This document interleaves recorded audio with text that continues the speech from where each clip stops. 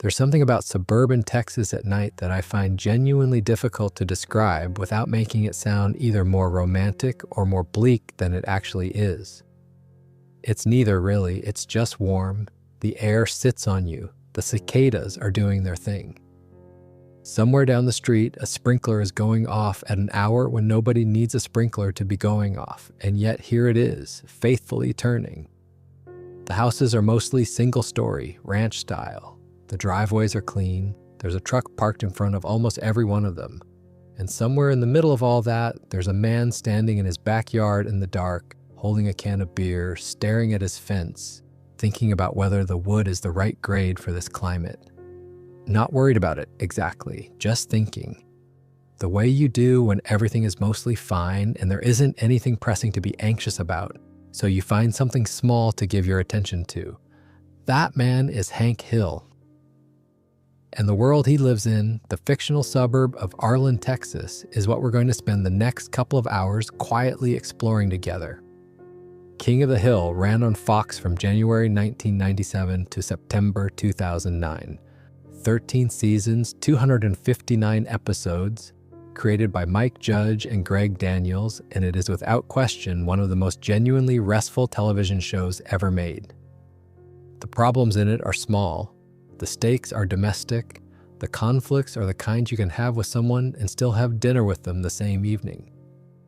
The show revolves around a propane salesman and his family in a small Texas town. About a lawn, about whether your son is approaching comedy correctly, about whether you owe your difficult father more grace than he's ever given you. It's perfect for this, for right now, for just lying here and letting someone talk you through a world that is warm and flat and mostly fine.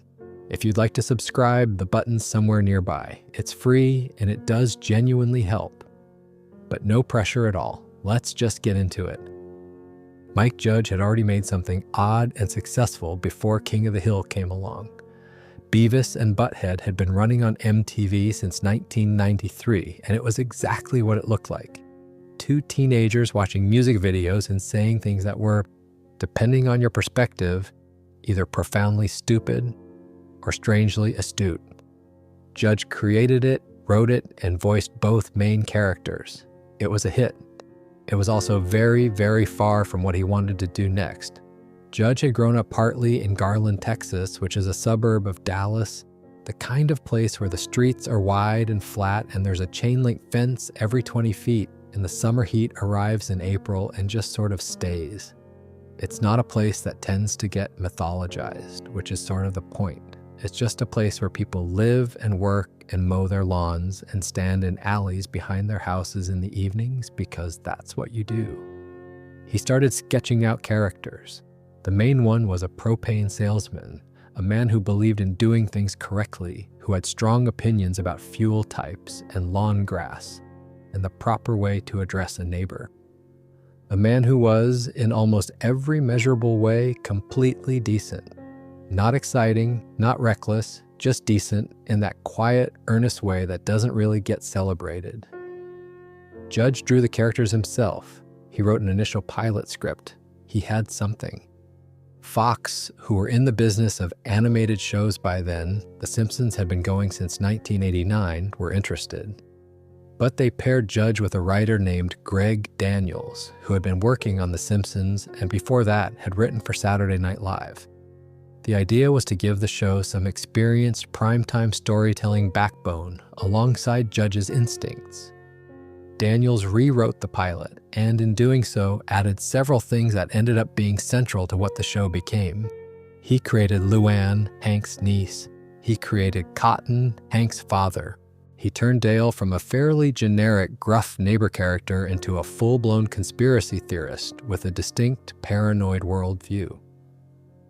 That last detail specifically ended up shaping the show's comic texture enormously. A lot of what makes Dale funny isn't just that he's suspicious, it's that his suspicions are deeply specific and internally consistent, and almost always wrong in the most entertaining possible ways. Here's a fun detail about Boomhauer, one of the other main characters, whose voice is the most distinctive thing about him. Judge received a phone call during his Beavis and Butthead years from an angry viewer complaining about the show. The man spoke so fast and in such an overlapping, hard-to-parse manner that Judge could barely follow a word of what he was saying. He found it so fascinating that he filed it away and eventually used the cadence for a character. Boomhauer, who speaks in this rapid, swallowed, technically English but not always comprehensible way, came directly from that phone call, which is a lovely origin story for one of the most distinctive voices in animation. The show debuted on January 12, 1997 as a mid-season replacement on Fox. That's a slightly tricky slot to land in because mid-season replacements don't always get a fair shake. But this one found an audience fairly quickly. People responded to how different it felt from other animated comedies of the period. It wasn't trying to be The Simpsons. It wasn't trying to be edgy or subversive in the conventional sense. It was just committed fully and seriously to the idea that ordinary life in a Texas suburb was interesting enough to sustain a television show. It turned out to be more than interesting enough. It ran for 12 years. The tone the creators were aiming for from the beginning was realistic, grounded, finding the funny in mundane things rather than in outlandish situations. There are very few episodes of King of the Hill where something truly surreal happens. The world mostly obeys normal rules. People mostly behave like people. When something goes wrong, it goes wrong in believable ways and has consequences that unfold over time rather than resetting immediately. That commitment to groundedness is part of why the show holds up so well, and it's a large part of why it works as late-night viewing. Nothing is going to startle you. The world is going to stay the same shape it was when you settled in. Arlen is fictional, but it doesn't feel invented. That's a harder thing to pull off than it sounds. A lot of fictional towns in American TV feel like sets, places that exist to facilitate plot. Arlen feels like somewhere that would exist regardless of whether the camera was pointed at it. It has its own geography, its own specific social texture, its own sense of having been there for decades before the show started and continuing to exist in between episodes.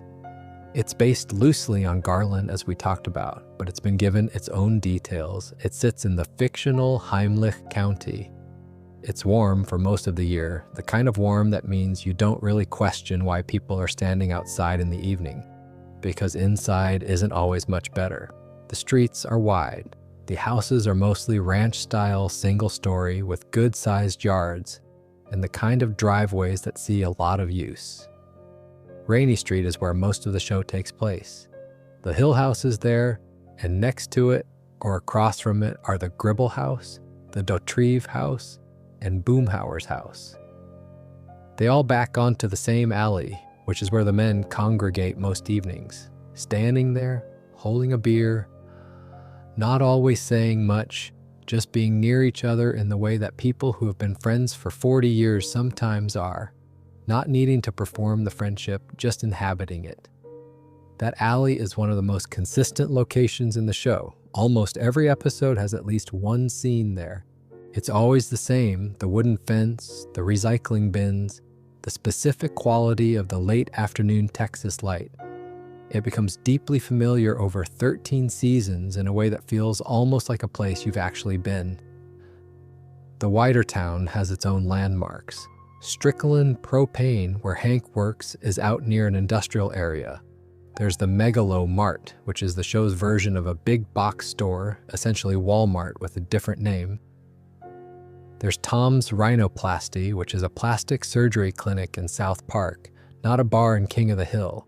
There's a bowling alley, a diner, the high school where Bobby goes and Peggy occasionally substitutes, the church the Hills attend. None of these places are particularly glamorous. They're not supposed to be. They're just the places where life happens in a town like Arlen, and the show treats them with complete seriousness, as though this fictional Texan suburb is as worth paying attention to as any place on Earth. The visual style of the show matches this sensibility. It's relatively simple animation. The character designs are distinctive, but not exaggerated in the rubbery, anything-goes way of a lot of animated comedy. People look more or less like people. When Hank throws his arm out, it moves the way an arm would move. The physics are mostly normal. Nothing floats unless it should. Nobody transforms or stretches or defies gravity in a way that signals this is a cartoon, so rules don't apply. This is quite deliberate. Judge has talked about wanting the show to feel almost like a live-action sitcom that happened to be animated.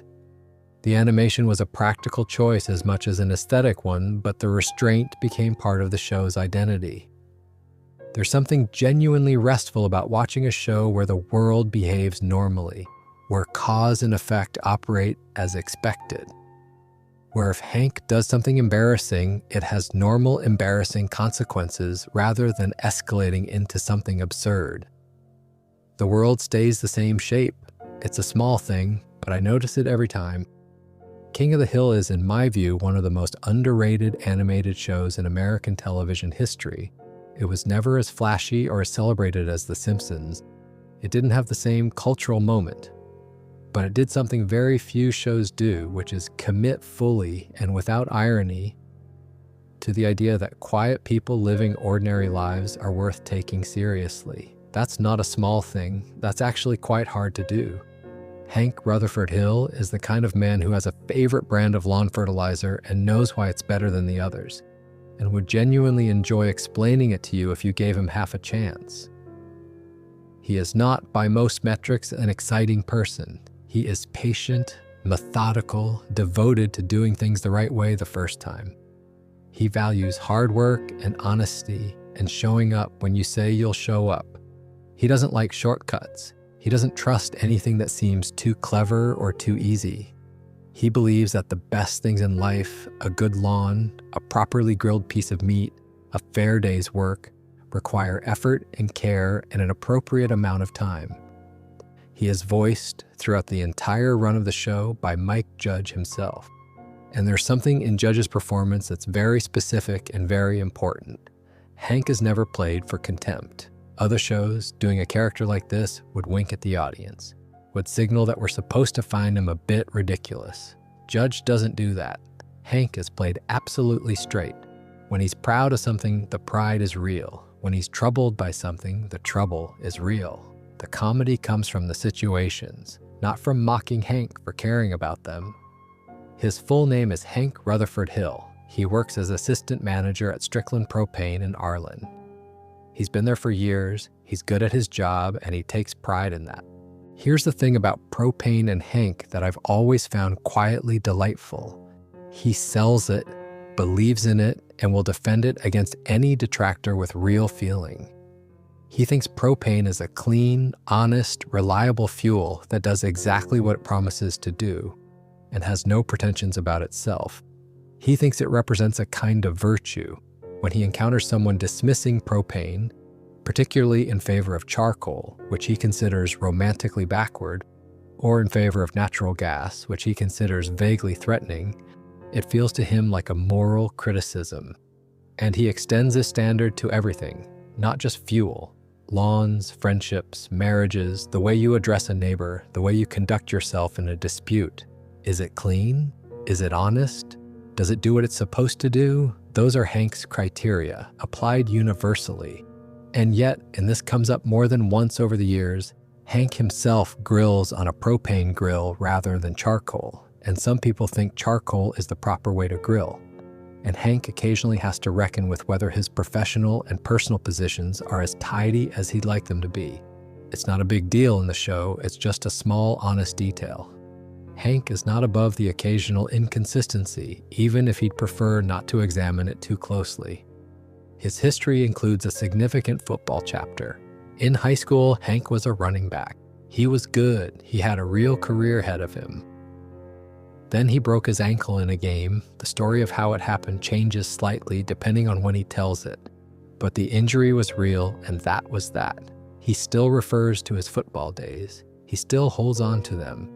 It's one of the places where you can see the shape of what Hank wanted his life to look like and the ways life didn't quite accommodate it. There's also the narrow urethra. This is a medical condition Hank has, introduced in the very first season, that comes up occasionally throughout the run. It's played partly for the obvious physical comedy, but it also works as a quiet metaphor.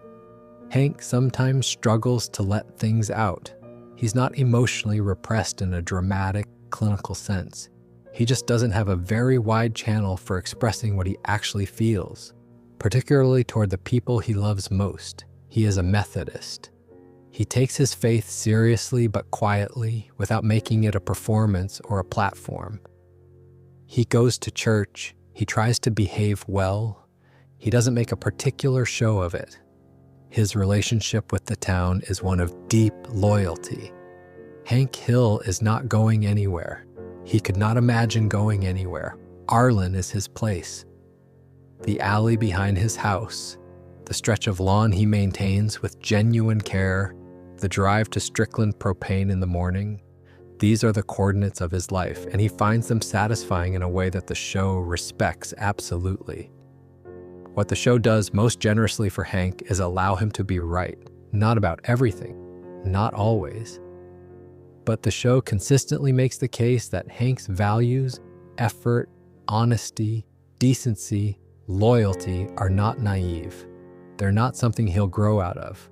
They're not something the show is building toward deconstructing. Hank is the way he is, and it's mostly working for him, and the show is mostly okay with that. One of the quieter things the show does with him, and I think it gets missed in casual discussions, is the way it handles his sense of shame. Hank is not a man who talks about shame. He barely talks about most things. But there are moments, fairly regular across the series, where you can see him processing the gap between who he wants to be and who circumstances have made him. The show is very precise about not letting that gap become either comedy or tragedy. It's just there. It's just his. His politics are what you'd expect for the character and the setting. He's conservative. He votes Republican. He believes in America with a sincerity that the show never mocks. But the show is also honest about the places where his political identity and his lived values don't quite line up, where the received wisdom of his cultural tribe conflicts with what he can actually see in front of him. He navigates these conflicts quietly without making speeches, and the show doesn't force him to arrive at any particular conclusion. He just lives with the tension, the way most people do. There is, of course, his relationship with his father, Cotton, which shaped him in ways the show takes 13 seasons to fully unpack. And there is his relationship with Bobby, his son, who is in almost every way the opposite of what Hank expected and hoped for, and whom Hank loves completely even when he doesn't understand him at all. We'll get to both of those properly. But as you settle into this world, know that Hank Hill is a man carrying both of those relationships with him at all times, and that they explain a great deal. He also has a bloodhound named Ladybird, who he loves very much. She is perhaps the character he finds easiest to be unguardedly affectionate toward, which says something. She gets sick in the later seasons. The episodes around her health are done with the same care the show brings to the Cotton material. Real feeling, no melodrama. Hank, at the vet, is a man who is allowed to be completely open about caring about something without it being played for comedy. Peggy Hill is not always right. This is important to establish early. She is confident, enormously, cheerfully, unshakably confident. She believes in herself with a sincerity that is both endearing and, at times, genuinely spectacular to watch. She writes a newspaper column for the Arlen Bystander called Musings. She considers it important work. She is a substitute Spanish teacher, despite speaking Spanish with an accent and a vocabulary that, and this is the show's great gentle joke about Peggy, is often quite wrong. Not just a bit off. Sometimes productively, creatively wrong in ways that create situations. And yet, the show doesn't make Peggy a figure of mockery exactly. She gets things wrong, but she keeps going. She has an inner life. She has desires beyond her family. She writes. She has opinions. She wants to matter in ways beyond her role as Hank's wife. And the show takes that want seriously, even while it also lets her fall flat on her face sometimes. She is voiced by Kathy Najimy, who gives her this very specific quality. There's a warmth and an earnestness, Underneath the bluster that keeps Peggy from being a caricature, even when she's most overconfident, there's something genuine in her. The hats are worth a mention. Peggy wears very large hats, particularly in the earlier seasons. Nobody remarks on them, nobody explains them. They are simply part of who Peggy is, and in their own quiet way, they represent her approach to life. A bit larger than strictly necessary, but worn with complete conviction. Her relationship with Hank is one of the things I find most quietly affecting about the show. They're not a perfect couple. They misunderstand each other regularly. Hank doesn't always know how to tell Peggy he thinks she's wonderful. Peggy sometimes wants things from Hank that he doesn't think to give without being prompted. But the affection is real. They've been married a long time and they're still each other's person. That's not nothing. The show gives them actual warmth, not just comic friction, and it makes a difference. There's an episode where Peggy gets a job at the town newspaper writing a household tips column. Except she doesn't. She wins a local journalism award, and through a combination of wishful thinking and the way the paperwork is phrased, she becomes convinced it's the Pulitzer and spends a significant portion of the episode operating under this belief. The show handles it with an affection that could easily tip into cruelty but doesn't, because it never loses sight of the fact that Peggy wants this genuinely. The wanting is real. And when the truth comes out, Peggy has to navigate the gap between what she believed and what was actually true, which is something she does periodically and not always gracefully, but always with some dignity intact. Her Spanish is one of the show's most sustained and lovingly maintained jokes. Peggy has convinced herself that she speaks excellent Spanish. She is confident in her ability. Her Spanish is, in fact, deeply unreliable, grammatically uncertain, phonetically creative, occasionally producing sentences that mean something quite different from what she intends. The joke works because the show never lets her know. The people she speaks Spanish to in Ireland sometimes look slightly confused, and Peggy attributes this to their own limitations. I genuinely love this about her. In later seasons, Peggy begins writing a book. She is very serious about this. She works on it, she talks about it. The book is not finished by the time the show ends, but the working on it is real. And the show gives her that without making fun of it. The big story for Peggy at the end of season 3 is the skydiving accident, which then becomes her major storyline in season 4. She takes up skydiving. She is not, as it turns out, a natural. She jumps from a plane and lands incorrectly, very incorrectly, and breaks a large number of bones. The show then does something fairly unusual for a sitcom, animated or otherwise. It lets her recover slowly. She spends part of early season 4 in a body cast. She has to actually heal.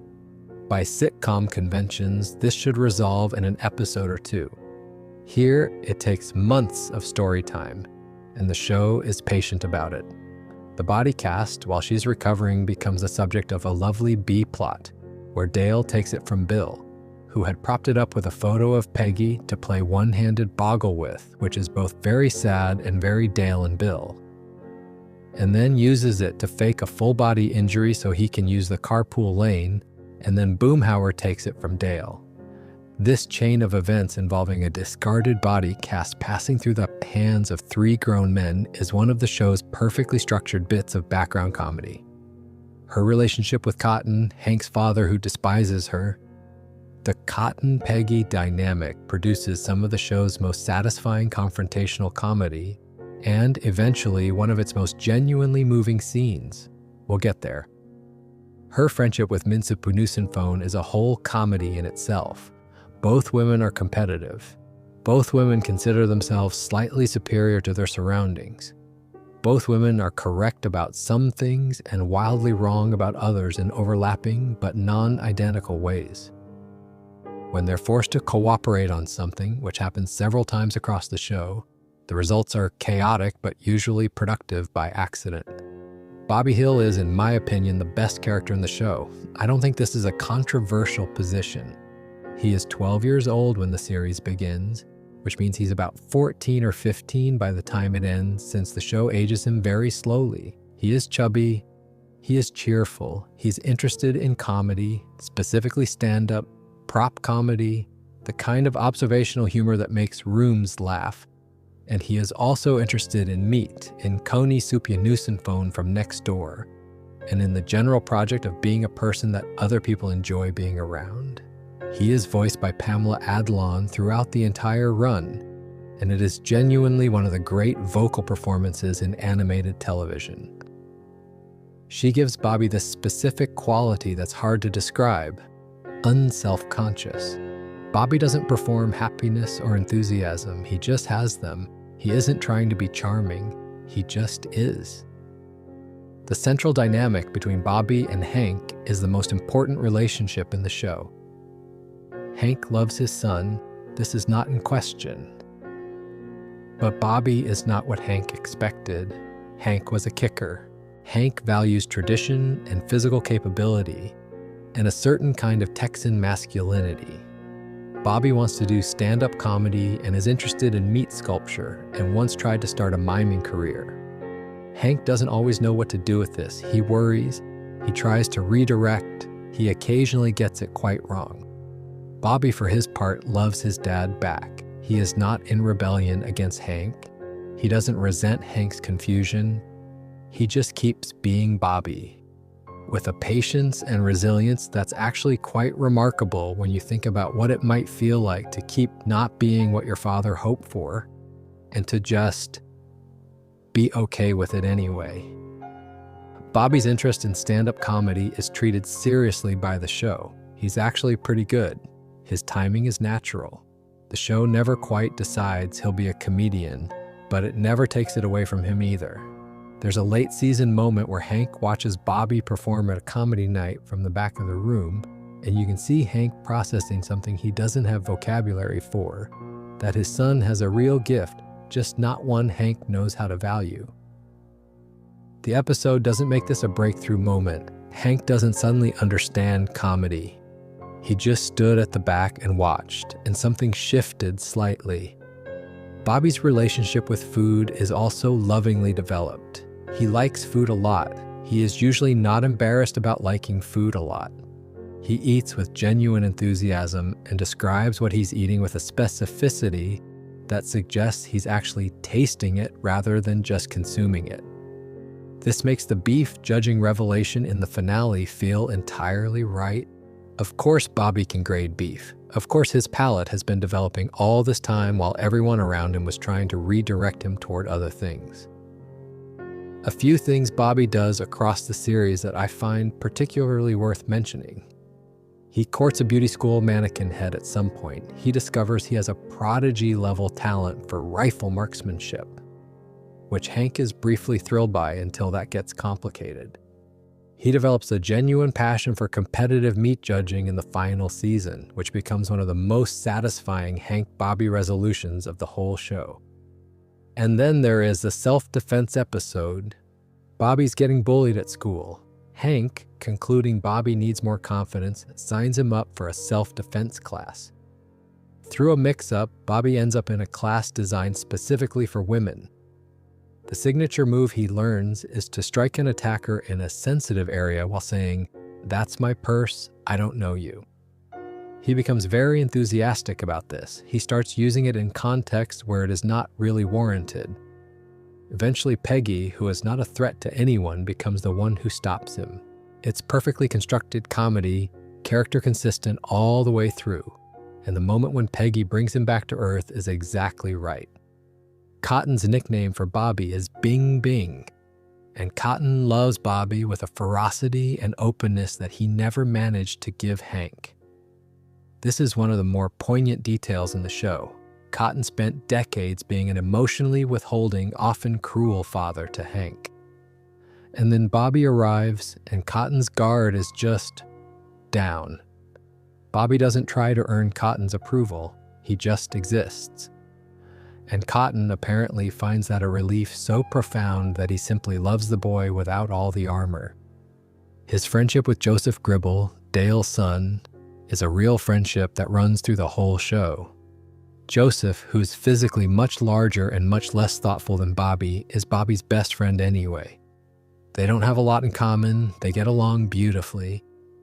The show never quite explains why this works, but it does, and it's one of the warmer friendships in the series. Bobby's relationship with his own body is handled with a care that I think is unusual for an animated show of that era. He's heavier than the other kids. The show acknowledges this because it would be strange not to, but it never makes it the subject of a lesson. It's just part of who Bobby is, and Bobby is entirely fine with it. And the show is entirely fine with Bobby being fine with it. His confidence in himself is not performed confidence. It's not the kind of self-assurance that compensates for something. He genuinely doesn't seem to have the gap between who he is and who he thinks he is that most people have. He just exists, cheerfully and specifically. It's one of the most unusual things about him, and one of the things that makes him, in my view, the most interesting character in the show. His stand-up comedy specifically has a quality that the show conveys without ever quite showing us a full set. Bobby understands timing. He understands that comedy is about recognizing something true and presenting it with the right pause before the turn. He is 12. He shouldn't know this. The show's explanation is that some people just have an ear for it, the way some people have a natural gift for music or for languages. Bobby has a natural gift for knowing when a room is ready to laugh. The line, "That boy ain't right," is said about Bobby by Cotton, by Con from next door, by various Arlen residents. It's meant as a criticism. The show's consistent, quiet reply to that line over 13 seasons is that Bobby is actually extremely right, just in a different shape than people expected. These three are Hank's closest friends. He has known them since elementary school. They stand in the alley behind Rainy Street almost every evening, and they talk about whatever comes up, about nothing much, about the small events of the day. And this is a central ritual of the show. They are not an obvious group. They have very little in common beyond having grown up in the same town and ended up on the same street. But the friendship is real and it runs deep, and the show honors that. Dale Alvin Gribble, exterminator, bounty hunter, gun club president. Dale is an amateur conspiracy theorist, always in an orange cap and clip-on sunglasses, or at least almost every time he steps outside the house.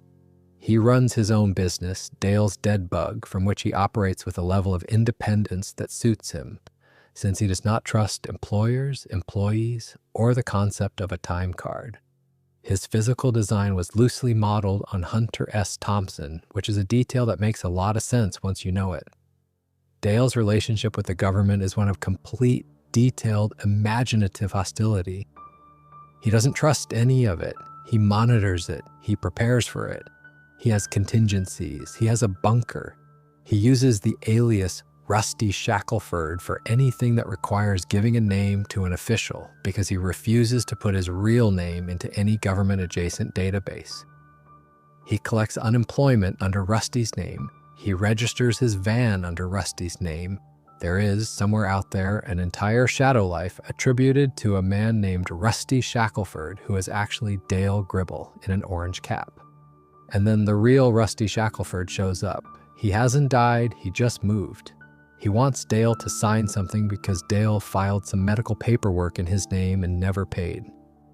Dale, upon seeing the man whose identity he has been borrowing for years suddenly appear at his door, immediately flees and hides.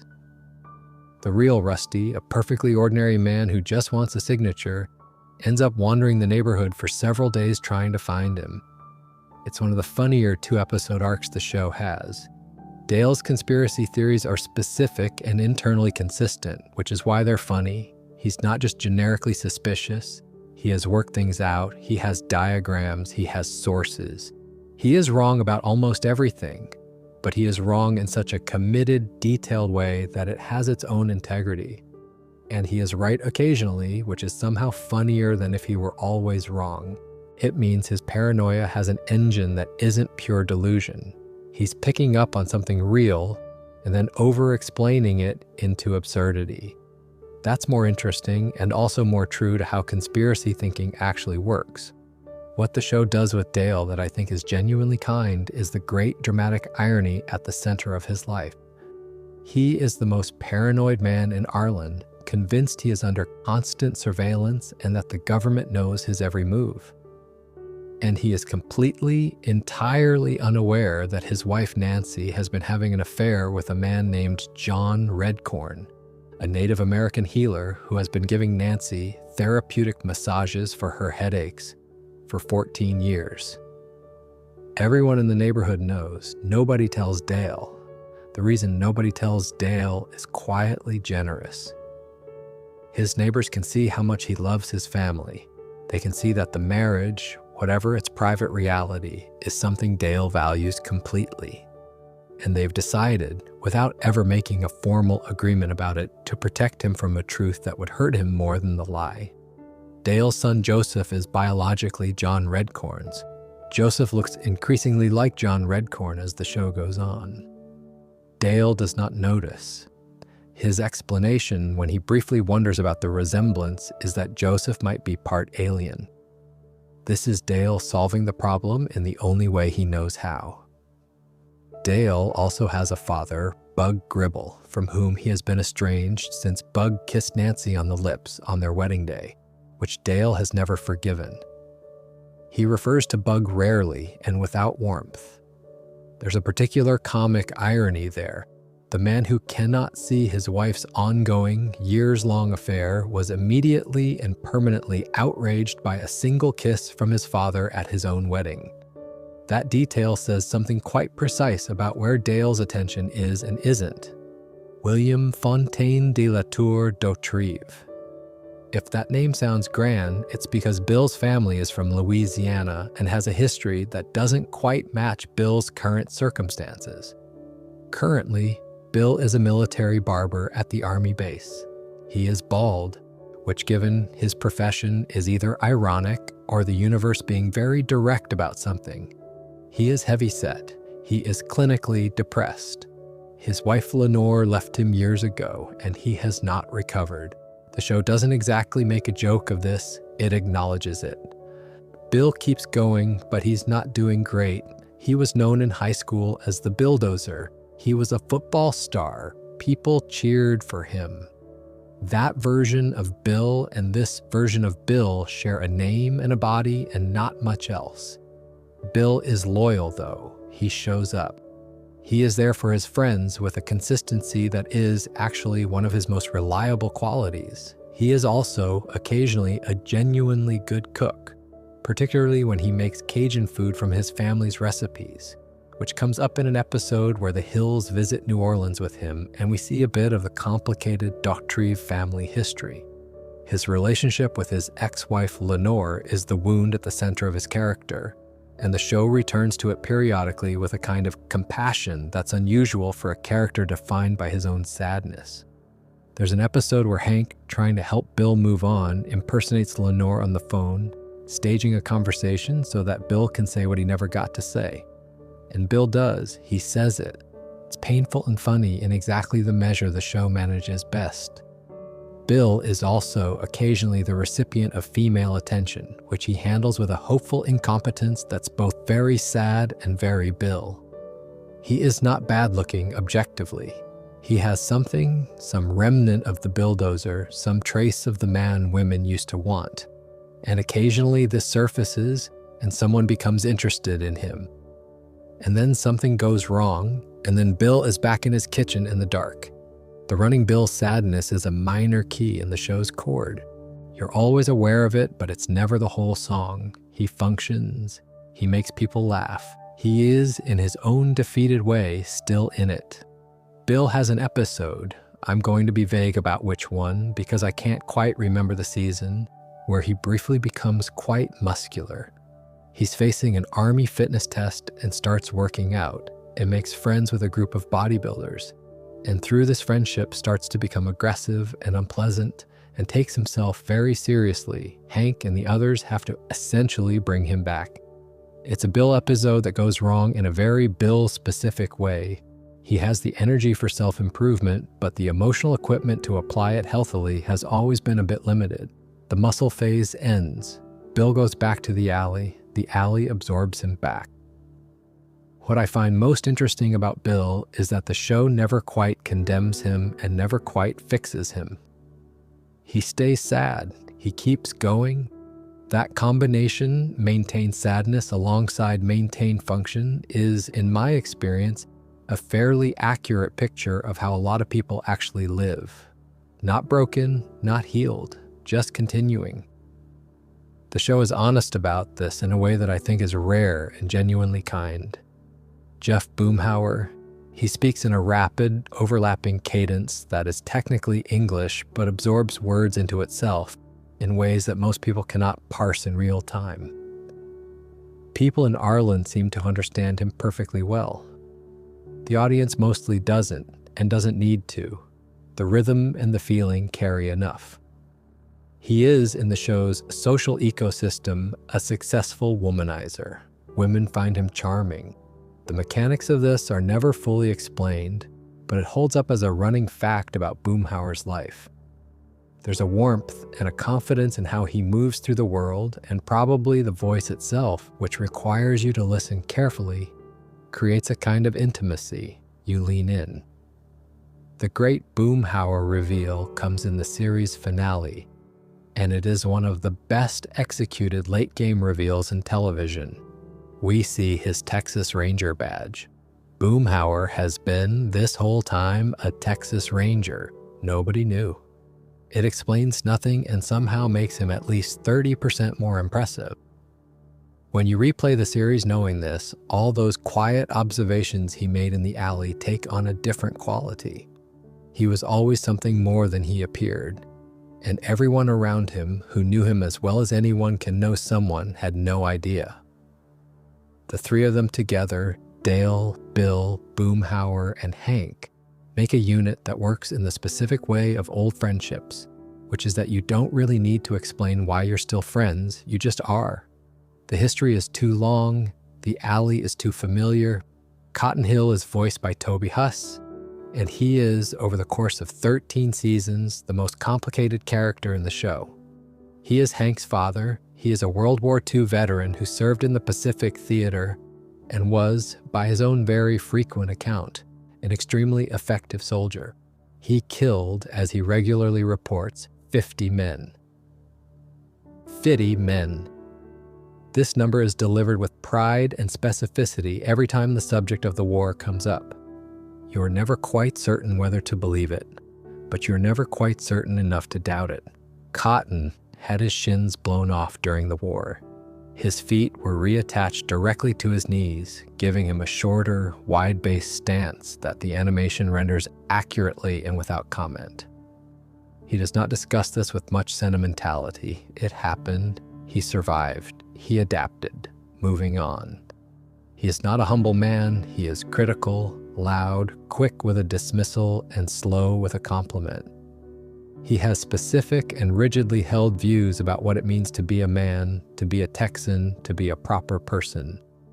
Most of those views were formed in the 1940s and have not been meaningfully updated since.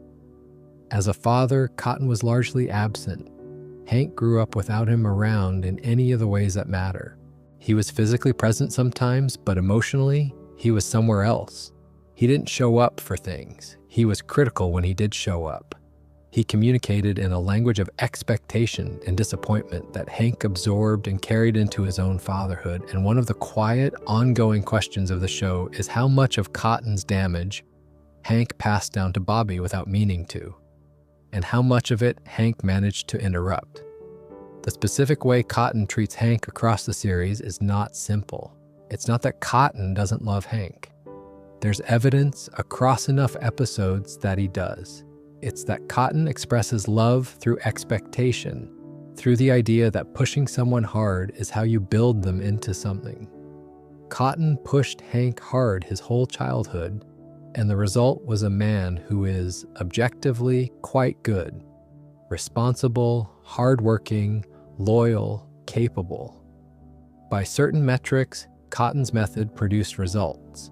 The problem, which the show articulates without being heavy-handed about it, is what the method cost. Hank doesn't know how to receive affection easily. He has an underdeveloped vocabulary for his own emotional life. Some of that is just Hank's personality, but a lot of it is Cotton's school of fatherhood. which taught Hank that the appropriate response to caring about someone was to set expectations for them. What is strange and interesting about Cotton is that he and Bobby get along brilliantly. Cotton adores Bobby. Bobby, who is not trying to earn anyone's approval, who just exists with cheerful confidence in himself.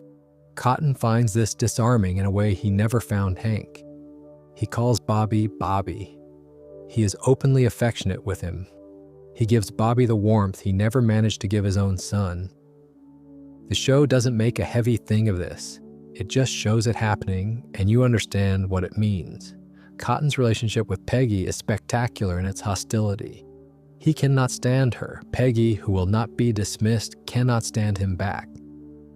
Their scenes together have a kind of combustible energy that the show uses brilliantly. They are funny, but also, underneath the comedy, sort of true. Peggy represents everything Cotton disapproves of in a daughter-in-law, a woman with opinions, a woman who considers herself Hank's equal, a woman who pushes back. His second wife, Dee Dee, is very young enough that the age difference is its own ongoing comedy. Their son, G.H., Good Hank, which is a specific cruelty toward Hank that the show milks beautifully, is born when Cotton is quite elderly.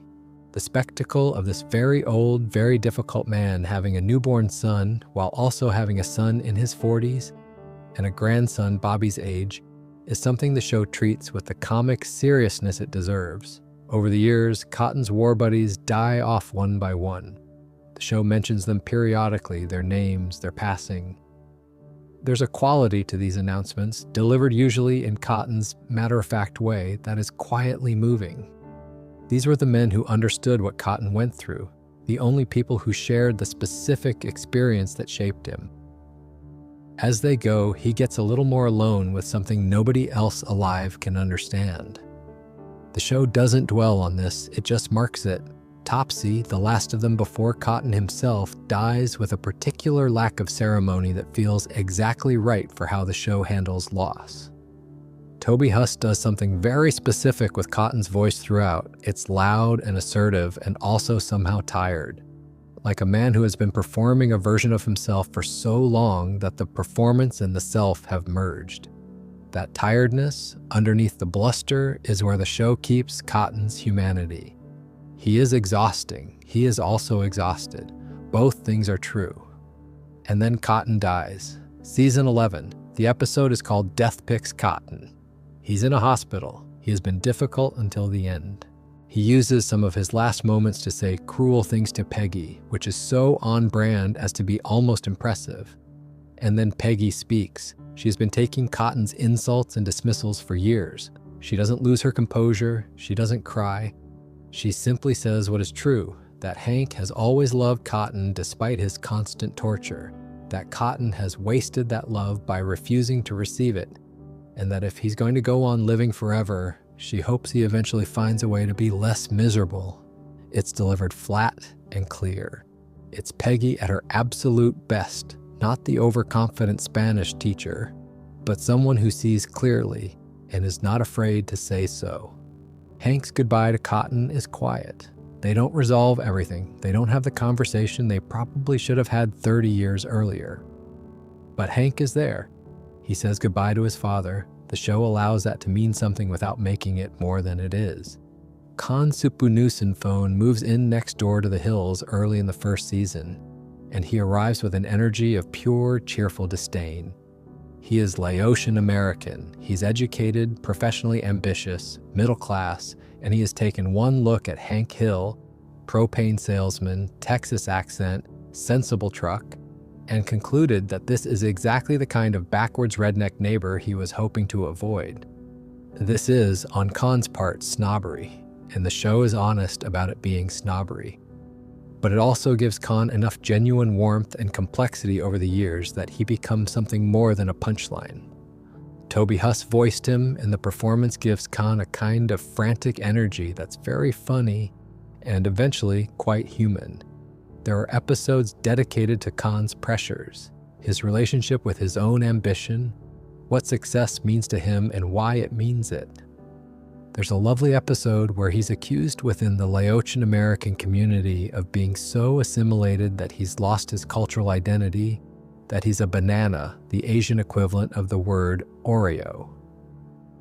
And Khan, who has spent years presenting himself as superior to the people around him, has to actually reckon with who he is and what he's held on to and what he's let go. It's a more thoughtful piece of television than the show often gets credit for. Min Supanusinphone is Khan's wife. Sharp, competitive, deeply invested in social positioning. Her relationship with Peggy is one of constant low-level rivalry, which is funny in its symmetry. Two women who are both somewhat overconfident about their own abilities, who both desperately want to win, who are absolutely perfect as enemies. And then there's Connie. Connie's full name is Connie Supanusinphone. She's Bobby's age. She's academically brilliant, the kind of student who takes every test seriously and achieves accordingly.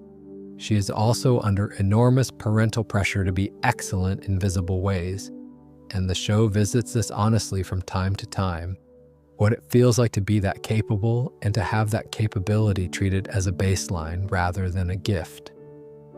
Connie and Bobby's relationship is one of the loveliest things in the show. Two kids who are kind to each other. They like each other. They're nervous about it. They dance around it. There's an episode where Bobby gets gout from eating too much rich food at the mall deli, but he plays through the pain to take Connie to a school dance, and the ending is genuinely sweet. No drama, no conflict, just two kids going to a dance and it being nice. John Redcorn is the other notable figure in this part of the show. He's a Native American healer who has been giving Nancy Gribble therapeutic massages for her headaches for, by the time the series starts, quite a long time. 14 years as it eventually comes out. He is the biological father of Joseph Gribble, though Dale has no idea. The show doesn't make Redcorn a villain. It gives him his own perspective. There are episodes about the land that was taken from his tribe, about his attempts to reclaim some of that history, about the complicated position of being a father to a child he can never publicly claim. He gets real episodes. He gets to be more than a subplot. There are also episodes that put Khan in a more sympathetic light than his opening characterization suggested. He has what appears to be a genuine mental health episode in one stretch of the show, a period of depression that the show handles with relative seriousness. And that explains some of his more frantic social climbing as a kind of compensation for internal instability. Hank, who by rights has every reason not to help the man who has spent years dismissing him, helps anyway. Because that's Hank, and the episode is one of the quieter arguments the show makes for the kind of community that develops when people have been neighbors long enough to stop requiring each other to be likable first. Luann Plater is Hank's niece. Her mother, Leanne, is in prison. Her father is absent. She comes to live with the Hills when the show starts, sleeping on their couch, attending beauty school in Arlen, figuring out what her life is going to look like. She is played by Brittany Murphy, whose voice gives Luann a warmth and a sweetness that keeps her from being a simple fish-out-of-water character. Luann is not the brightest person in any room, but she is genuine. She cares about people. She keeps trying. Her relationship with Hank is an uncle-niece dynamic the show handles with real care. Hank doesn't always understand Luann, her choices, her aesthetic, her ambitions, but he looks out for her. He shows up. That's his language, and he speaks it. Her relationship with Bobby is sweet in the specific way of cousins who actually get along. They tease each other, they're fond of each other, they occasionally team up against the adults. Brittany Murphy passed away in December 2009, a few months after the original show ended. When the Hulu revival came along in 2025, the writers handled Luann's absence thoughtfully, writing her out in a way that acknowledged the loss without being morbid about it. Into Luann's storyline in the later seasons comes Lucky Kleinschmidt. And I have to say something about Lucky because Lucky is a genuinely wonderful creation. Lucky is soft-spoken, unhurried, not particularly ambitious, and not particularly troubled about that. He hurt his back slipping on a spill at Costco some years ago and settled the lawsuit out of court, which is roughly how he sustains himself financially. He has no particular plan to change this arrangement. He is kind to Luan. He is gentle with Bobby when Bobby is around. He has a calm about him that reads as either wisdom or exhaustion, and the show is content to leave that ambiguous. He is voiced by Tom Petty. Yes, that Tom Petty. He agreed to do it and came back for multiple seasons. The casting is a quiet little miracle because the voice is so perfectly right.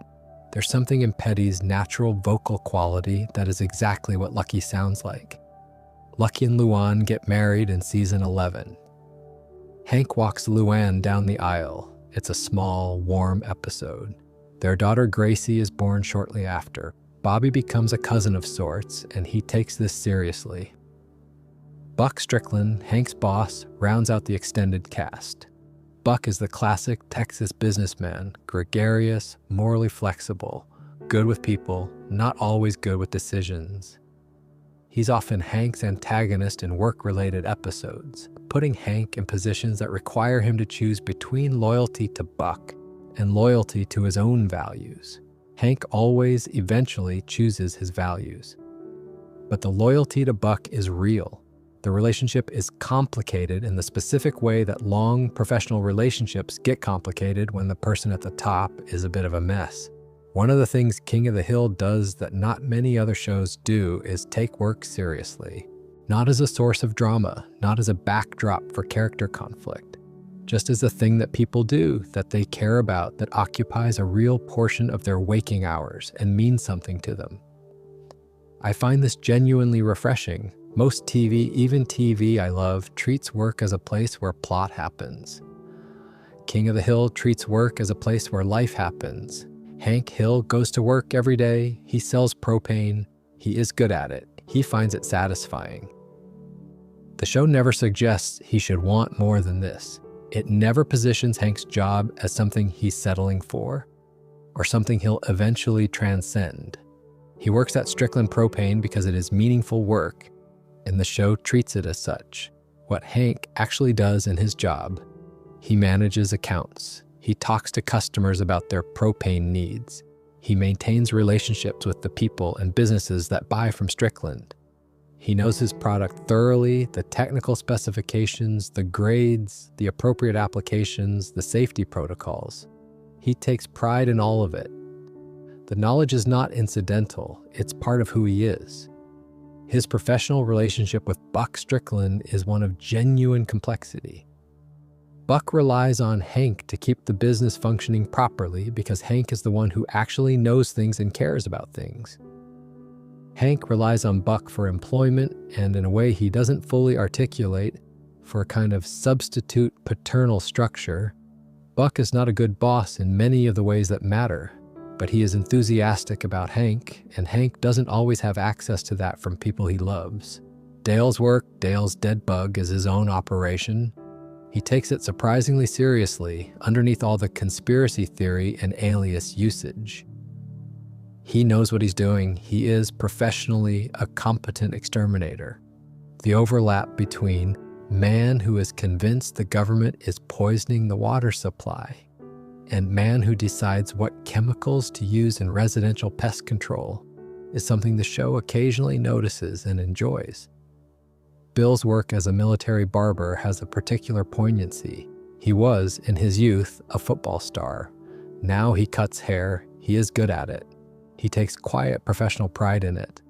There are episodes where someone questions his skill, and Bill, who is otherwise a man of limited confidence, gets a flash of genuine offense because his craft is one of the few things he actually knows he can do well. I like that about him. Boomhauer's work as a Texas Ranger is revealed at the end and reshuffles everything retroactively in the best way. It means that across 13 years of stories, while he was standing in the alley holding a beer and saying things nobody could quite follow, he was also, professionally, one of the more serious law enforcement officers in the state. This is so much better than anything else it could have been. Peggy's work as a substitute teacher and newspaper columnist runs through the whole show. The column is called Musings, and it is the thing Peggy is most proud of, which is why the show's honesty about its quality is, in a strange way, an act of affection. She writes it with complete conviction. The Bystander publishes it.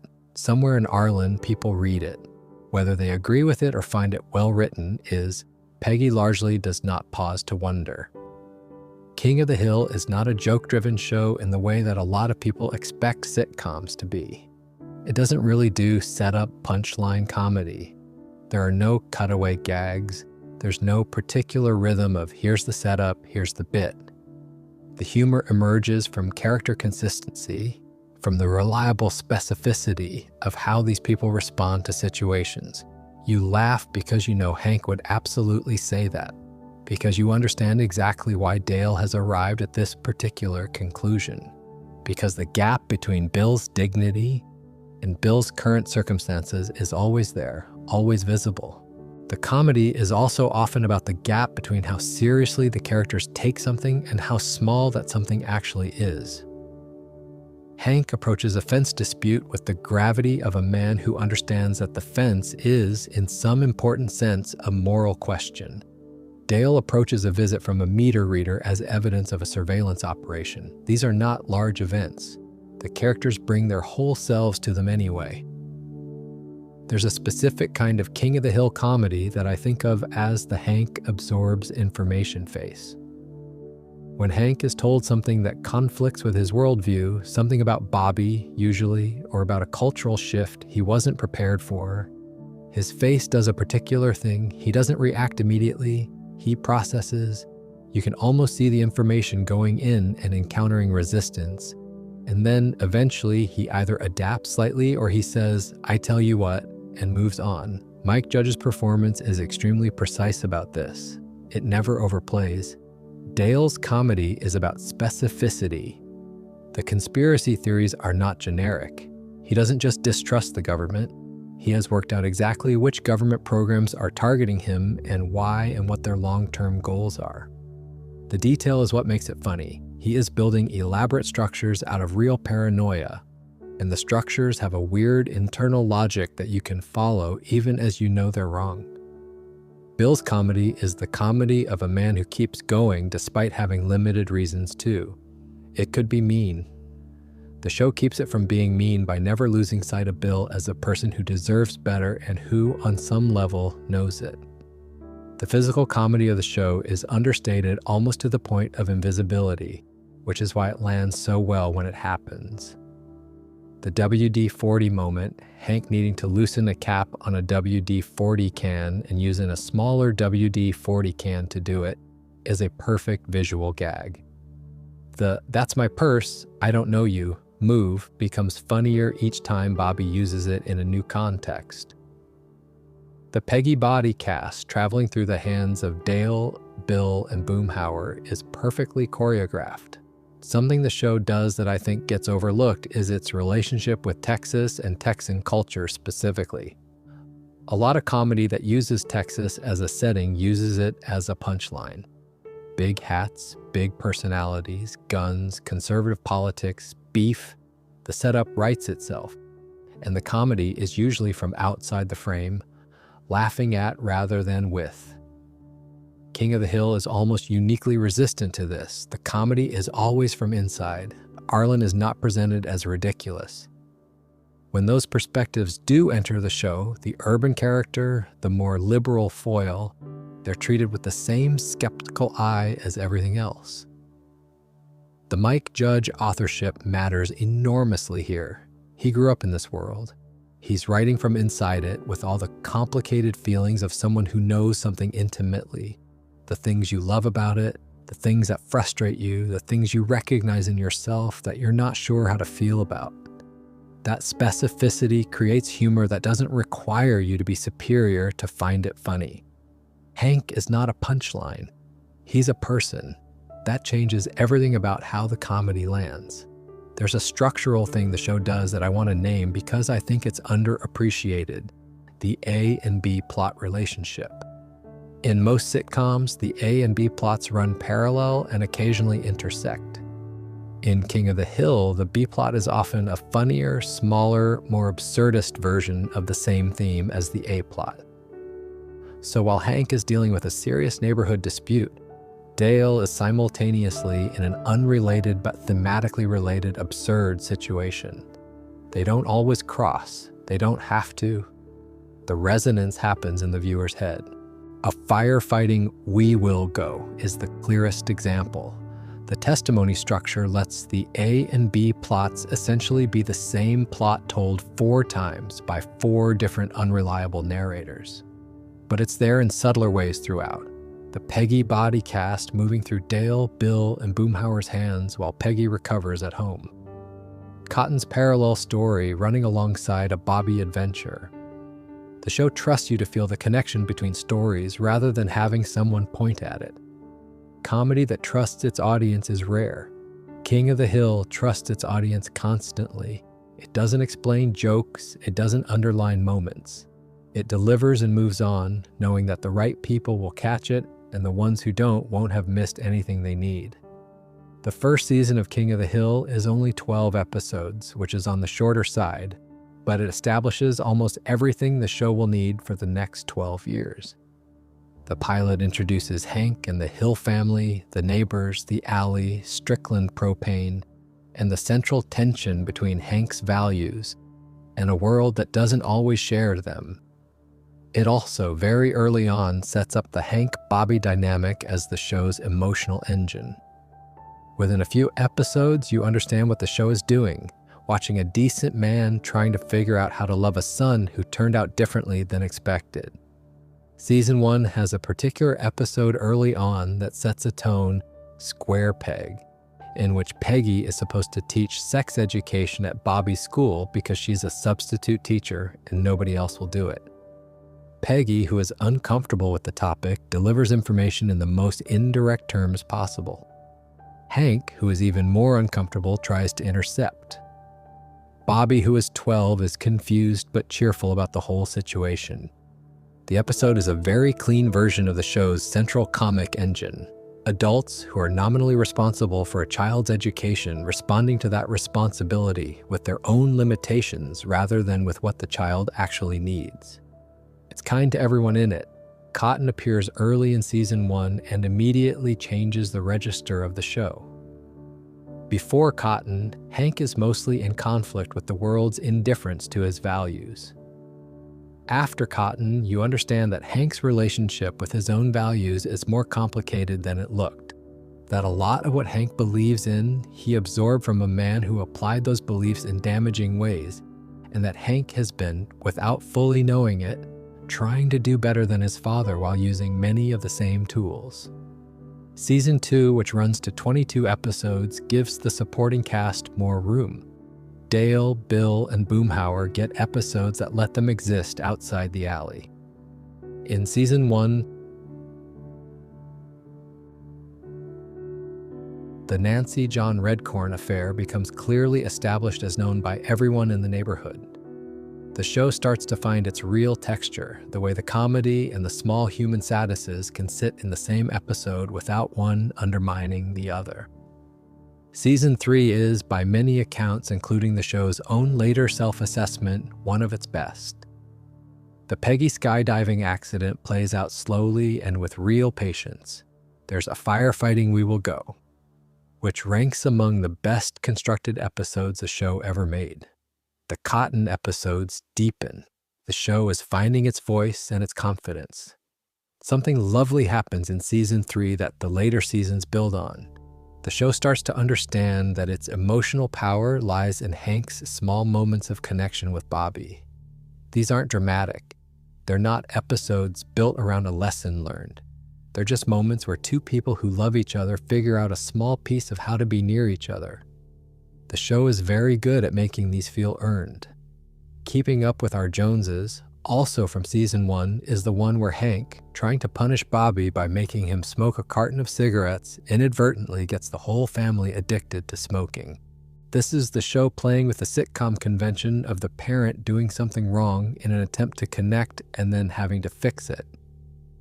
The fix here involves the Hills going cold turkey on cigarettes and a level of Hill family dysfunction that's very early show in its broad strokes but contains real character moments. Season 4 continues the creative good form. There are notable Cotton episodes that push his character past the simple role of antagonist. He starts to get complexity. You start to see the damage and what it made him. Bobby and Connie's relationship develops gently, which suits both of them. The show experiments a bit with slightly longer story arcs and multi-episode plots, which mostly works. The early seasons feel genuinely optimistic about people. Even the characters at their most frustrating are never enemies. They're just people. They're doing their best, even when their best isn't good enough. The show sees everyone with some warmth. That's not the only mode it operates in. Later seasons get more honest about the damage characters carry, but it's the foundation. Ale 8A from Season 4 is one of the more unusual early episodes. Bobby accidentally witnesses something he doesn't have context for. And the episode is about how the family deals with explaining an aspect of puberty to him in an age-appropriate way. Hank's difficulty with this is profound and very funny. The episode handles it with genuine care alongside the comedy, which is the show's method throughout. You come away feeling that Bobby will turn out fine. The show's early seasons are good at giving you that feeling. There's also The Order of the Straight Arrow, a Season 1 episode where the Alley Gang, along with Bobby, go on a camping trip that involves a Native American-themed scouting group.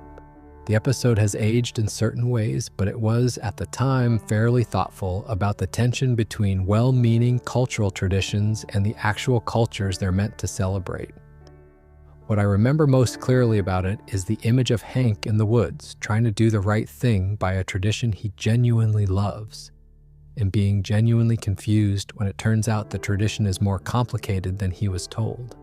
That's Hank in miniature. That's the early show in miniature. The middle seasons of King of the Hill are a slightly more complicated story. Seasons 5 and 6, which ran from 2000 to 2002, represent a period where the show drifted, by the creator's own later admission, from what made it work. The characters started to become slightly more exaggerated versions of themselves. Peggy became more cartoonishly overconfident, less grounded. Bobby edged toward broader comedy. Dale's conspiracy theories got a bit wilder in ways that pushed past funny into just strange. Hank himself became more passive. There's a quote from later interviews where one of the showrunners noted that Hank had ended up being literally ordered around by Dale, which is not where he should be. Mike Judge has said he was unhappy with this drift. He wanted to get back to the smaller, more personal stories of the earlier seasons. From Season 7 onward, the show is run by John Altshuler and Dave Krinsky, who come in with a clear mandate to return to what works, and they do. Season 7 is widely considered a genuine return to form. The stories get quieter and more specific again. The characterization tightens back up. Hank becomes Hank again rather than a slightly diminished version of himself. The standout from Season 7 is the two-part episode Returning Japanese, in which Cotton goes to Japan, ostensibly to apologize to the widow of a man he killed during the war. He brings Hank along. What happens instead of a simple apology story is that Hank discovers he has a half-brother, a Japanese man named Junichiro, whom he had no idea existed. Their first meeting is awkward and strange, but as the episode goes on and they spend time together, they realize they have more in common than they expected. Two men shaped by the same difficult father, living very different lives on opposite sides of the world. The scenes where they figure out they actually like each other are genuinely good. Meanwhile, back in Arlen, Dale and Bill impersonate Hank and Peggy, respectively, to handle something that needs handling, and the contrast between the A and B plots is perfectly managed. It's the show mixing the poignant with the ridiculous in exactly the way it does best. Season 8 has Reborn to be Wild, one of the show's better episodes for what it says about faith and performance. Hank is confronted by a young pastor who uses Christian rock music and contemporary production to appeal to young people, including Bobby. Hank finds the whole spectacle undignified. The episode makes a real argument, not a sneering one, but a genuine one, about the difference between faith that lives in you and faith that you perform. Hank's discomfort is not about being old-fashioned. It's about the idea that something he considers genuinely sacred is being turned into a marketing strategy. The show gives him the point. Pocket Sand debuts somewhere around season 7 or 8, and I'd feel wrong not mentioning it. Dale, in a tight spot, throws a fistful of sand from his pocket at someone and yells, "Pocket sand!" as a self-defense maneuver. It works, to a degree. It becomes one of the show's beloved running bits. No notes. Season 9, which ran to only 15 episodes, has Bobby on Track, which is a Bobby-centric episode that showcases exactly what the show can do when it gives him good material. Bobby joins the school track team, partly by accident, partly because Hank pushes for it. He's not a natural runner, he's not going to become one, but the episode finds something real in his trying and in Hank watching him try. Season 10 gives Hank a mid-career challenge when Strickland Propane goes through a corporate restructuring of some kind, and Hank has to figure out whether his position is secure and what it means to him if it isn't. The episode doesn't become a drama about job loss, it stays in the show's tonal lane, but it does let Hank reckon briefly with the question of what he would be without Strickland. The answer which Hank arrives at with characteristic understatement is that he would still be Hank. He would find another way to do the work he believes in. That's actually a fairly moving conclusion for a propane salesman. Lupe's Revenge is a Peggy episode from season 5 that runs a bit darker than usual. Peggy, on a field trip, takes a child across the Mexican border because she doesn't realize she isn't supposed to, and ends up in a Mexican prison and has to be retrieved. The episode is more earnest than funny in places, but it gives Kathy Najimy some real material to work with. And Peggy's stubborn conviction that she has not done anything wrong is extremely on brand. What's interesting about it is how seriously Hank takes the situation. He is genuinely alarmed. He wants to fix it. He puts aside his frustration with Peggy's judgment and just tries to get his wife home. That's a Hank moment. That's what the show does when it's being honest about marriage. The later seasons of King of the Hill are, in some ways, its most emotionally assured. There's a confidence to seasons 10 through 13 that comes from knowing the characters completely. The show has been with these people for almost a decade by this point. It knows exactly how they'll react to anything. It can do very small things and have them land with great weight because of all the history behind them. Season 12 contains Death Picks Cotton, which is about as clear a culmination of a character arc as the show manages. Cotton has been declining in health. He ends up in hospital. The episode is structured around a vigil, essentially the family, and particularly Hank, waiting. Cotton is, as mentioned, difficult to the end. He manages a last attempt to wound Peggy. And then Peggy speaks. What she says is not a speech about her own feelings primarily. It's a defense of Hank as a person, a statement that Hank is good, that Hank has been good, that his goodness is something Cotton produced inadvertently and then refused to acknowledge. Cotton's cruelty in his last moments is not directed at Peggy personally so much as through Peggy at Hank. He calls Hank a worthless nothing of a loser son. And Peggy, who has watched Hank's complicated love for this man across years of marriage, says, "No, your son has always loved you despite your constant torture. It's generous and fierce at the same time." It's Peggy at her best. And the reason it lands so hard is that Cotton, in his final moment, does not argue with it. He runs out of time to argue. Whether he hears it as true is something the show leaves open. Hank's goodbye to Cotton is just a few quiet words. He doesn't get catharsis. He doesn't get to hear Cotton say anything right. He just gets to be present at the end, which is more than Cotton gave him growing up. And the show treats this as something rather than nothing. Season 12 includes Luann and Lucky's wedding. Hank walking his niece down the aisle is handled with real warmth. Lucky, voiced by Tom Petty with all the unhurried calm in the world, is exactly right at a wedding. Gracie arrives later that season. Bobby becomes a first cousin once removed and takes this very seriously. The final season, season 13, which ran through 2008 and 2009, brings the show to its conclusion. The intended finale episode is To Sirloin with Love. Bobby, who has been cast as a free spirit and a comedian and a meat enthusiast across 13 years, discovers a genuine talent for competitive beef judging. The grading of beef cuts, the evaluation of marbling and texture and quality. This is, in the most perfectly Texan way possible, something Hank can appreciate. They find a shared field, literally, at a beef judging competition. Bobby is brilliant at it. Hank watches his son be brilliant at something, and it doesn't need to be football, and it doesn't need to be propane. It just needs to be his son. The finale ends with them in the backyard tossing a football. Simple, earned, exactly right. Season 12's wedding episodes have a quality that I think is central to what the later seasons do well. Things feel earned. The show has been patient with Luann and Lucky's relationship over multiple seasons. When they get married, it doesn't feel rushed or convenient. It feels like the next thing that was going to happen. Hank's pride in walking Luann down the aisle without making a speech about it, without announcing what he feels, is one of those moments where the show lets Hank's action be the statement.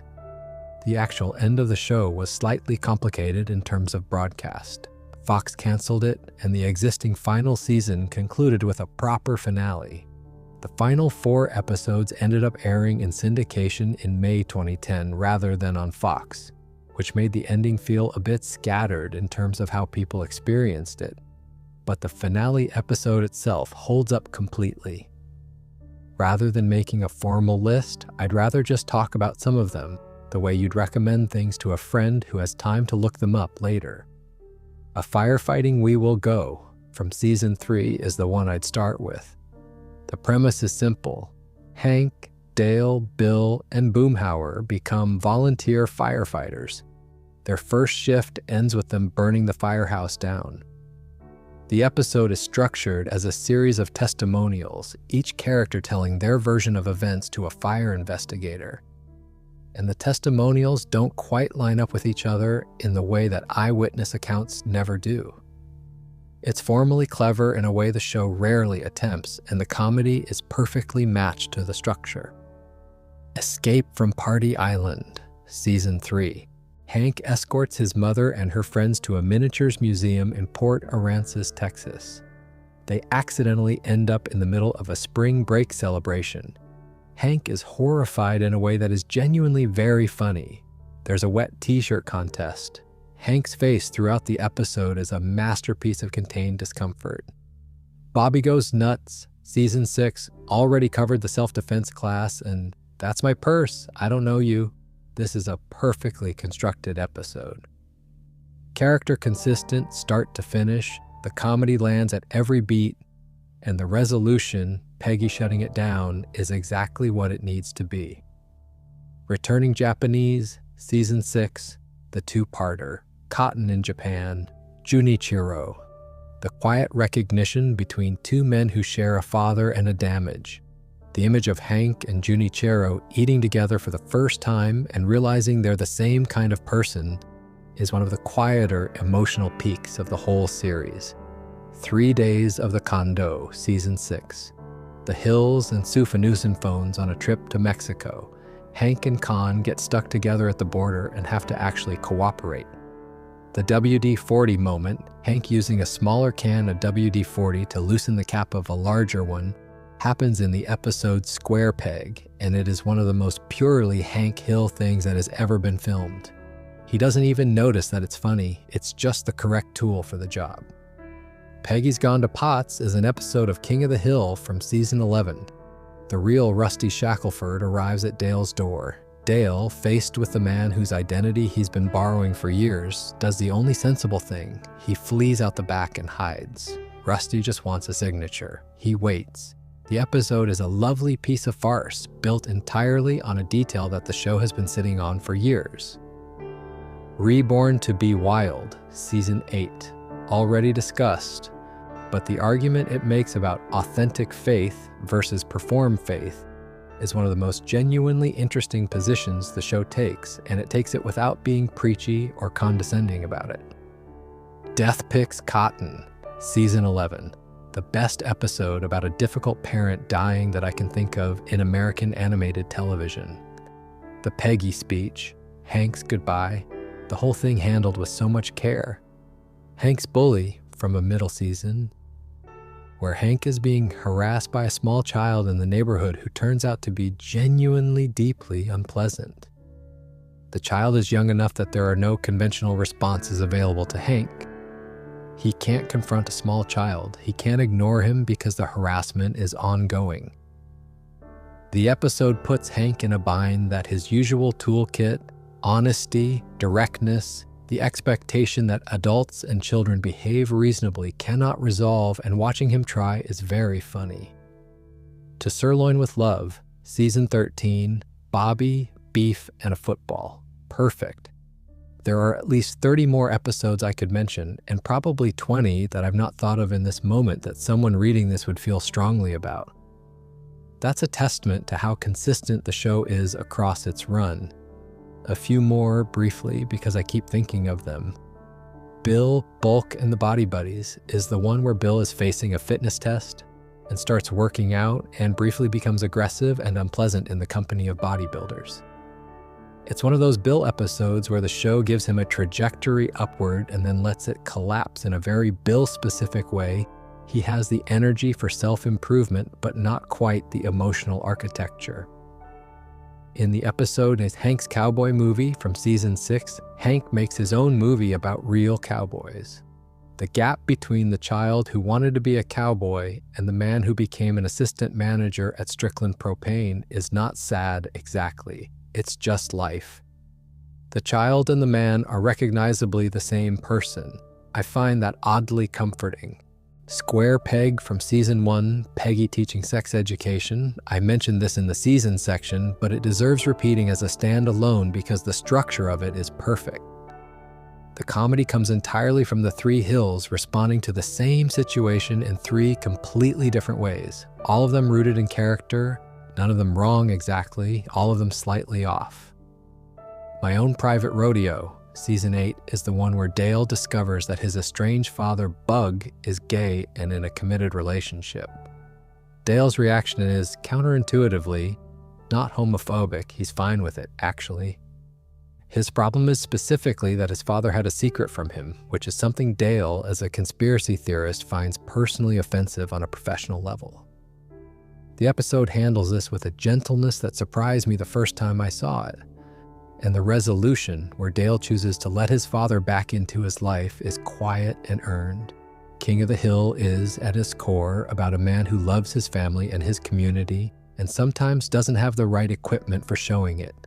That sounds simple. It isn't. The show spends 13 years working out the implications of that premise with a care and patience that I find genuinely admirable. Hank's love for Bobby is total. It is also, for much of the show's run, expressed in the wrong register. He tries to share what he loves, propane, football, a properly maintained lawn, and Bobby is either uninterested or interested in a different way than Hank hoped. Hank interprets this as Bobby being wrong. The show gently, consistently argues that Bobby is not wrong. He's just different. And the arc of the show is Hank very slowly learning to see his son as Bobby actually is, rather than as a project to redirect. This arc is made more affecting by the cotton layer. Hank was raised by a man who communicated love as expectation and disappointment, who showed up in a child's life only to criticize what he found there, who made Hank feel that approval was something to be earned rather than given. Hank absorbed that. He doesn't intend to replicate it, but the tools he inherited are his father's tools. The show's quiet argument is that Hank is breaking the cycle, imperfectly, slowly, not without frustrating Bobby or himself, but breaking it. In the finale, Bobby judges Beef, Hank watches with pride, and they share a steak in the backyard. Something got transmitted that was better than what Cotton gave Hank. The alley is part of this emotional infrastructure. The male friendships in the show are not emotive. The men don't discuss their feelings. They stand in the alley and drink beer and talk about the incidental things of their lives, and that is the friendship. The show understands that this is a real and valid form of connection. It doesn't require Hank to become someone who talks about his inner life. It just asks him to keep showing up. The women of the show deserve a mention. Peggy, Min, Nancy, Luann, Connie. Not always perfectly written across 13 seasons, but the show takes their stories seriously. Peggy's arc across the whole run is one of genuine growth. She becomes more self-aware, more capable of accepting her own limitations more clearly herself. Min gets real episodes. Nancy's affair storyline is treated with more complexity than it might have been. The show cares about these women as people. Something the show does that I admire is its handling of religion. Hank's faith is not a talking point, it's a practice. He goes on Sundays, he believes the things he believes, and they inform how he lives without requiring external validation. The episodes that touch on faith never suggest that Hank's faith is wrong or insufficient. They suggest that faith is a private thing that loses something when it's made into a marketing strategy. That's a fairly subtle position for a primetime animated comedy to hold, and the show holds it clearly. The world of Arlen is a world where most people are trying. They don't always succeed. Cotton didn't. Bill isn't. Dale is trying to solve the wrong problems with impressive dedication. But Hank tries, and Bobby tries, and Peggy tries in her enormous hat way.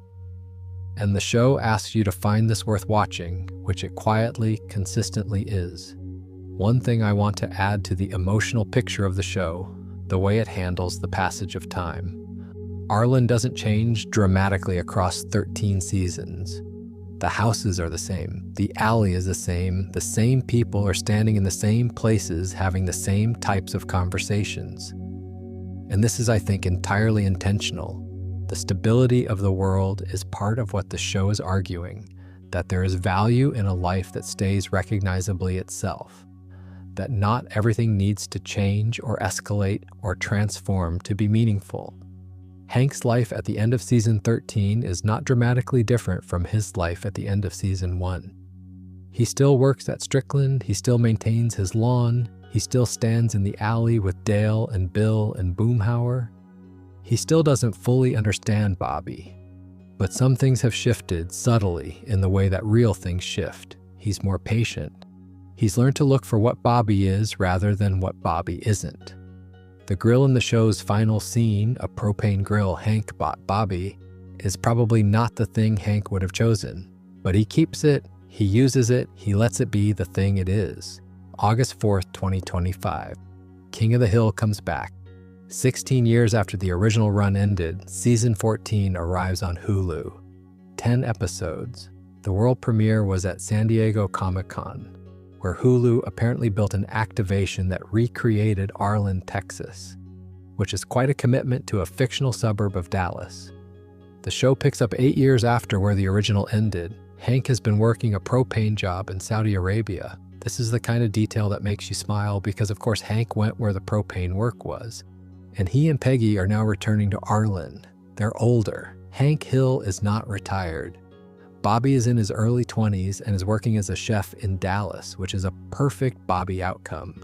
Something food adjacent, something creative, something the 12-year-old Bobby who loved meat was always headed toward. The main voice cast is back. Mike Judge as Hank, Kathy Najimy as Peggy, Pamela Adlon as Bobby, Stephen Root as Bill, Ashley Gardner as Nancy, Lauren Tom as Min and Connie. Toby Huss, who played Cotton and Con in the original, has taken over as Dale following the death of Johnny Hardwick, who voiced Dale from 1997 until his passing in August 2023. The transition is handled with care. Some of Hardwick's previously recorded material appears in the early episodes of season 14. Brittany Murphy, who voiced Luann, passed away in 2009, mentioned earlier, and the revival leaves Luann out of the story entirely. only nodding to her with subtle background photos rather than making her absence a focus. The response to season 14 was remarkable. It debuted at number 2 on Nielsen's overall top 10 streaming chart. It crossed 1 billion hours streamed globally across Hulu and Disney+. It landed at 92% on Rotten Tomatoes, which for a revival of anything 16 years later is extraordinary. There is something about the appetite for this show, for this specific tone, this specific world, these specific people, that the numbers confirm. Hulu ordered a revival season not long after. Season 15 is set to premiere in July 2026. The show that seemed to quietly end in 2009 has become something ongoing again, which feels right. What the revival does well, from what's been said about it, is resist the temptation to make Hank aware of himself. He doesn't wink.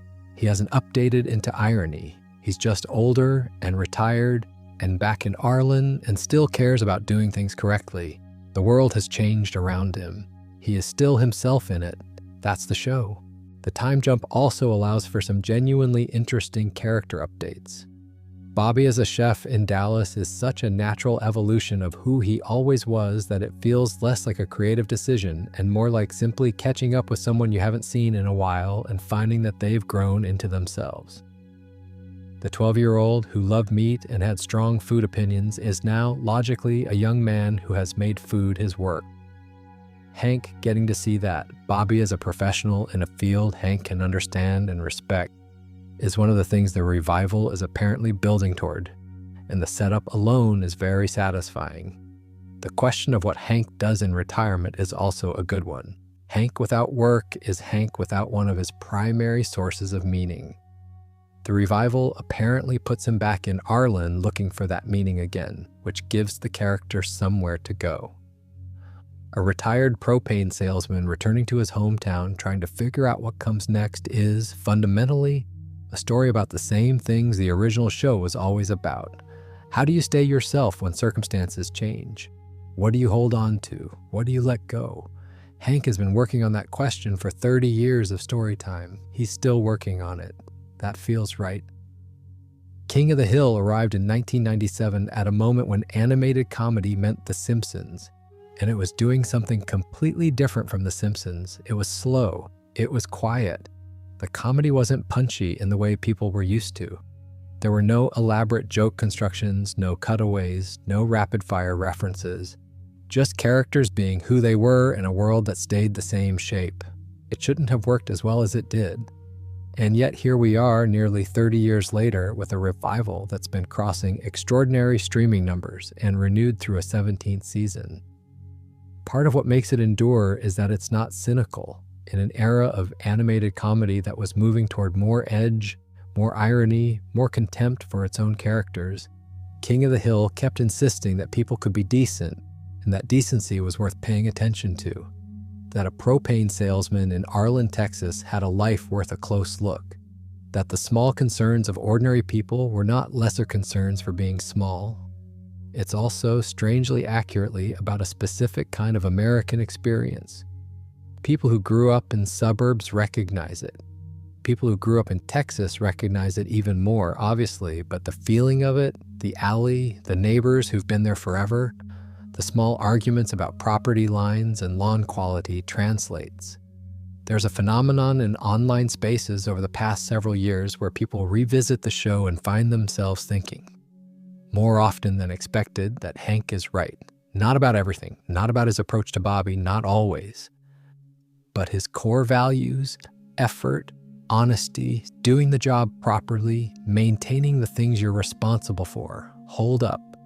The world has moved in a lot of directions, and some of them have made Hank's positions look more defensible in retrospect rather than less. King of the Hill found a second life in reruns on Adult Swim from 2009 to 2018, then on Comedy Central, and eventually on Hulu, where the full run lives now alongside the revival. Each of those homes introduced the show to a new generation of viewers who weren't around in 1997. There's a demographic of viewer who discovers it on a streaming platform late at night and ends up watching 6 hours without meaning to. because the show has this quality of being deeply comfortable once you're in. It doesn't require anything of you, it just shows you people going about their lives. Online, particularly in the years following the show's rediscovery, there's been a running conversation about what King of the Hill was actually saying about America, about masculinity, about the gap between values and their application. These conversations are, for the most part, the sign of a show that had more going on than it appeared to in the moment. The best shows tend to hold up to this kind of attention. King of the Hill holds up very well. The show rewards rewatching in a specific way. You start to notice the consistency, how reliably each character behaves like themselves, how the alley scenes are structured the same way every time, the same positions, the same rhythm, and how that repetition is not lazy but deliberate. The alley is the same because that's what the alley is. It doesn't change because the friendship doesn't need it to change. And there is the matter of it being genuinely, properly good to watch late at night. Nothing explodes, nobody is in mortal danger. The highest stakes in most episodes are things like whether Hank gets the propane account back, or whether Bobby's comedy routine lands at the school talent show, or whether Dale has accidentally provided evidence against himself in one of his own conspiracy theories. You can close your eyes and still follow it perfectly. The world will still be there when you open them. It's also, and this might be the thing I return to most, a show that made me feel better about people. Not in a saccharine way, not in a way that glossed over the real difficulty of real relationships, but in a way that kept insisting that most people, given the chance, are trying. That Hank Hill, propane salesman of Arlen, Texas, is trying every single day to be the person he wants to be. And that this effort has value, and that it is not pathetic to care about a lawn or a fence or whether the charcoal people are wrong. These things matter because Hank matters, and Hank matters because the show decided he did. That decision, sustained across 269 episodes, is one of the more generous things any television show has done. There's a sound to King of the Hill that I've always found hard to separate from the feeling of watching it. The theme music, composed by The Refreshments, is a piece of country-inflected guitar work that runs over the opening title card, and it's very short. The show doesn't waste time on its own introduction. You see the full King of the Hill opening sequence, you hear the entire theme song, and then the episode begins. No elaborate title sequence, no animated montage, just the title, the music, and then Hank and his friends in the alley in Arlen. I love this about it. It has the confidence of something that knows you don't need to be warmed up. Within episodes, the music is relatively understated. You're often not consciously aware of it. It moves in and out of scenes in a way that supports the emotional register without announcing itself. There are moments, usually the quiet ones, the Hank and Bobby moments, or the moments around Cotton's decline, where the music does something specific and you notice it. And what you notice is how well judged it is, not sentimental, not trying to tell you how to feel, just a texture. The recurring sound effects build over seasons into something that functions like muscle memory. The specific clunk of Hank's can of Alamo beer, the sound of the alley at dusk, Lady Bird's various sounds. You hear them and you know where you are without having to process it. That's a kind of comfort that's hard to manufacture deliberately. The show arrived at it by being consistent for 12 years. The show also has its recurring verbal tics and catchphrases that are as recognizable as anything. Hank's "I tell you what" as a transition. His fundamental expression of disapproval. Dang it. Not a big swear, not anything emphatic. Just dang it. Delivered in the specific Mike Judge register of a man who is genuinely moderately upset and is not going to perform any more than that. It's one of the funniest pieces of voice acting in the show because it's so precisely calibrated. The difference in Hank's dang it between, say, a lawn problem and an actual moral injury is extremely subtle and always exactly right. Dale's pocket sand is probably the show's most memeable contribution to the internet, and it represents something true about how the show generates comedy. A very small, very specific, internally consistent choice by a character executed with complete conviction in a situation where it is not really appropriate, but is absolutely what that character would do. That's the whole engine in miniature.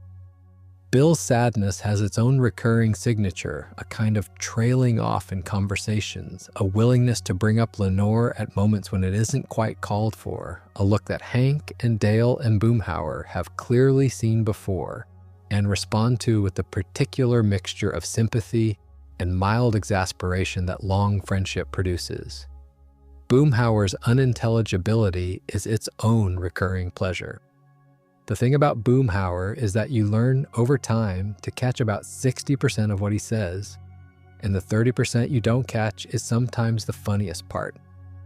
Occasionally, the show does something clever where the camera lingers on Boomhauer's face after he's spoken, and you see that what he said has landed, that someone heard it and was affected by it, and you realize you're the only one who didn't quite follow.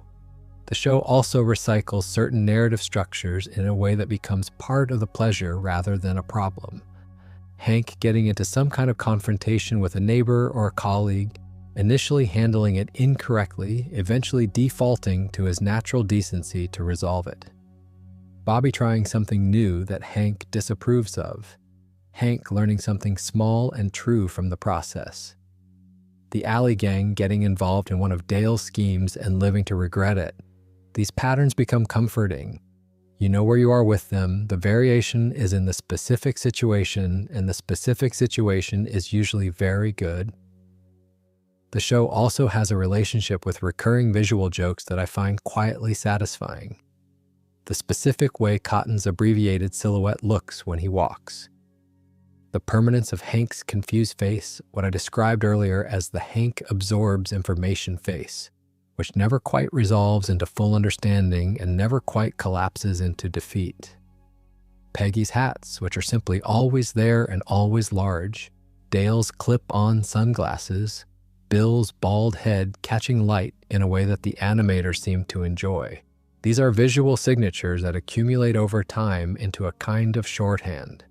You see the silhouette and you know who it is and you know roughly what that person is going to do, and there's a pleasure in that knowledge. Television at its most comforting is television that has made a world specific enough that you can navigate it in the dark.